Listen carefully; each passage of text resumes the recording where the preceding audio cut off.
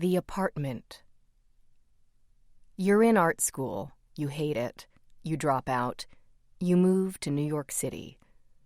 For most people, moving to New York City is a gesture of ambition.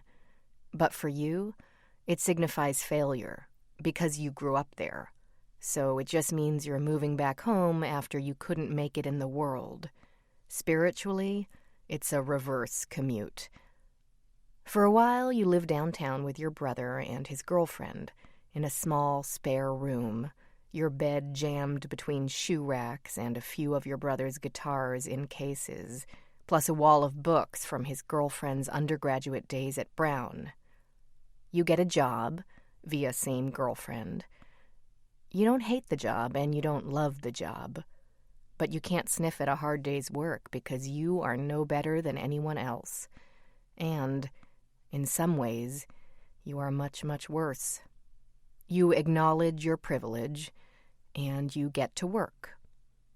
You start making money. You find a small, dusty, crumbling loft in a shitty waterfront neighborhood in Brooklyn. It has one floor-to-ceiling window, a tiny Empire State Building in the distance framed beautifully within it. Now you are home. Everyone in your life breathes easier. She's safe now, they all think. At no point does anyone say to you, "So you've stopped making art?" It is because they don't want to know the answer, or they don't care, or they are scared to ask you because you scare them.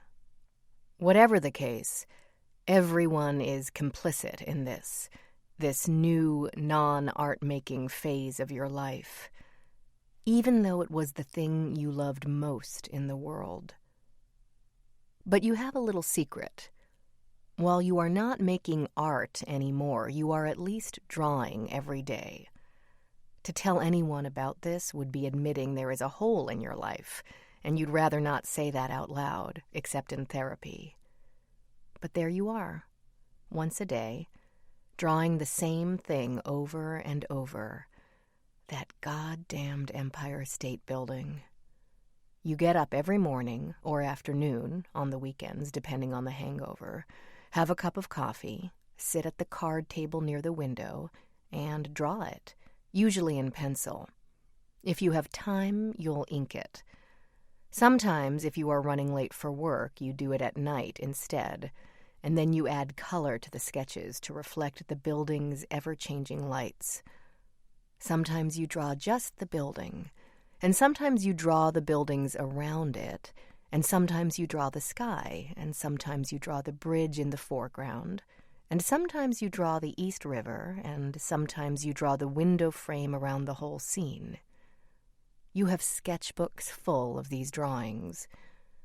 You could draw the same thing forever, you realize. No man ever steps in the same river twice, for it's not the same river, and he's not the same man, is a thing you read once. The Empire State Building is your river, and you don't have to leave your apartment to step in it. Art feels safe for you again, even though you know you are not getting any better at it, that the work you are making could be sold to tourists on a sidewalk outside of Central Park on a sunny Saturday, and that's about it. There's no challenge to it, no message, just your view, on repeat. But this is all you can do. This is all you have to offer. And it is just enough to make you feel special.